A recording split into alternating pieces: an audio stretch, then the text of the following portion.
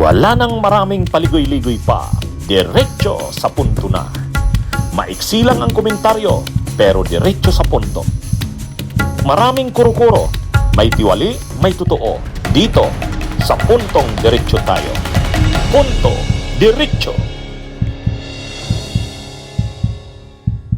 Itong mga nangyayaring investigasyon tungkol sa anomalya sa flood control, sino ang posible ditong ang delikadong mapuruhan? Ibig sabihin medyo madaling patunayan. Madaling patunayan na may matibay na testigo, may matibay na ebidensya. Kumbaga delikado ang lagay, mas delikado kay sa iba. Aside kay Saldico kasi si Saldico talagang matibay ang ebidensya noon. Pinaliwanag ni Ronald Llamas, ang sabi niya, mas delikado ang lagay ni Cheese. Bakit? Ang paliwanag ni Ronald Llamas ganito. Sa mga nababanggit kasi, katulad kay Villanueva, katulad kay Jinggoy Estrada, yung mga testigo, yung mga nagsalita doon sa Senate Blue Ribbon Committee, ang direkta na nakipag-usap talaga, halimbawa, sino ang testigo laban kay Cheese Escudero? Si dating DPWH Yusek Bernardo. Ngayon, sabi ni dating DPWH Yusek Bernardo, nag-usap mismo sila ni Cheese Escudero doon sa court. Yung business establishment na pag-aari ni Maynard Ngo. Yung bagman ni Cheese. Hindi lang naman yung bagman ang nakausap ni Bernardo, pati si Cheese mismo. Nag-usap sila doon. Kaya, kumbaga, yung pag-uusap ni Cheese Escudero sa ni Bernardo ay direkta eh. Wala man lang firewall. Ibig sabihin, walang protection. Walang direkta talaga. Sila talaga ang nag-usap. Si Jinggoy Estrada, hindi naman wala namang direktang kausap. Yung iba, ganun din. Walang direkta. Ito, direkta talaga, si Cheese Escudero at saka si Bernardo. Ito, panoorin nyo yung paliwanag ni Ronald Llamas. Hindi kasi ganun kadali di ba? Dahil usually naman kasi, yung mga yan, may mga may mga firewall yan di ba? Hindi sila nakadiretso, no? May mga firewall. No? Kaya hindi ganun kadali na halimbawa, yung mga yan, di ba? Hindi naman sila haharap kay Alcantara. Hindi naman sila haharap kay Bryce Hernandez. Hindi naman sila haharap kay Diskaya. Di ba? So, meron silang mga tao na haharap. Kaya hindi ganun kadali na i-connect sila immediately dito sa mga testigo na ito o mga whistleblower na ito. Ang nakakapagtaka, si Alcantara ay medyo, yung testigo niya, nagharapan sila mismo ni Cheese. No? Kaya baka si Cheese yung tamaan. Dahil yung testigo, yung whistleblower, ay inamin na magkaharap sila mismo ni Quezon. Kaya baka mauna pang tamaan si Cheese. Dahil wala siyang naging firewall. No? Tapos itong mga sinasabi ng kanyang mga possible na mga bagmen, katulad nito si Ngu, no? Ay malapit na ipatawag yan. At kung umamin yan, yari si Cheese. No? Yari si Cheese. So, paano yung katibayan o testigo na ililink sila directly? Diba? Yun yung mahalaga. Mas posibleng tatamaan talaga si Cheese. Bakit? Walang firewall si Cheese Direkta talaga siyang nakipag-usap kay Yusek Bernardo.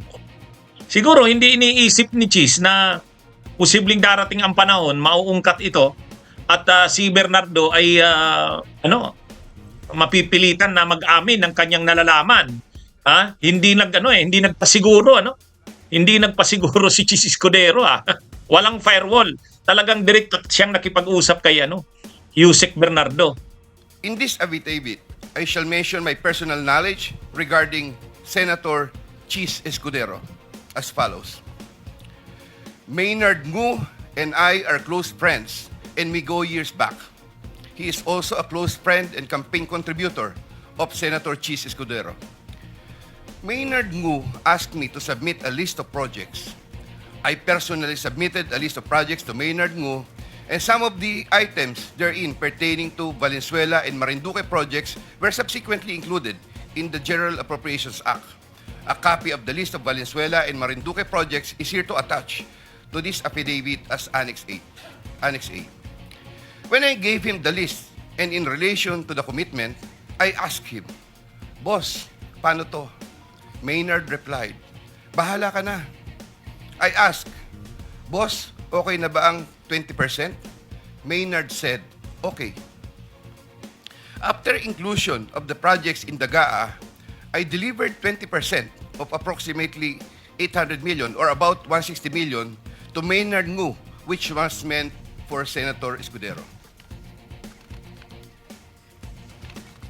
Finally, I would like to add that deliveries of cash were personally made to me, by me to Maynard Ngu at his office in Manila.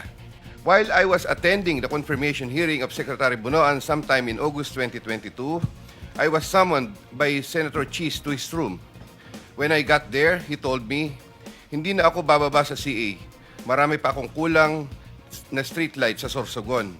Ano ba magagawa nyo para sa akin?" I replied, "Kakausapin ko po si Sec Bunoan kung paano ang gagawin." I relate to Secretary Bunoan what Senator Cheese told me. Subsequently, I received from the brother-in-law of Senator Cheese Escudero a list of projects which included the aforesaid streetlights project. He asked me to confirm if that streetlights project was the one for Senator Cheese, which I did. Sometime in 2023, Maynard Ngu told me to go to Cork and meet Senator Cheese Escudero, which I did. I met with the latter in a private room in the said establishment. While we were drinking wine, he told me, "Alam ko naman ang galawan nyo dyan sa DPWH. Okay naman ako. Sabihin mo kay Sec magbaba sa akin."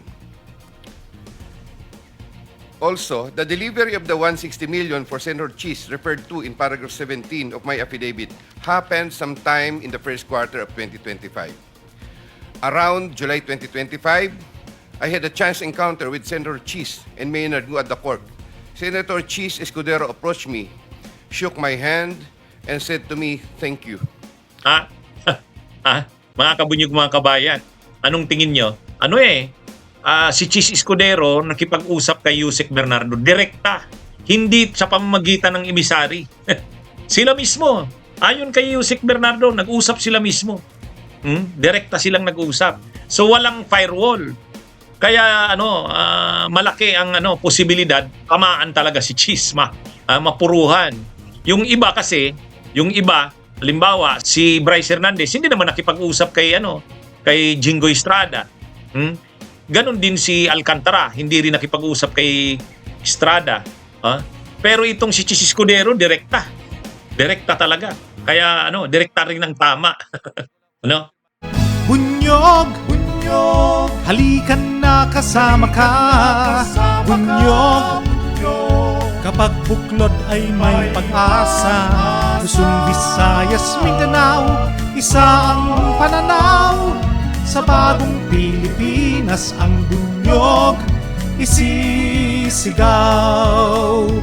Bunyog,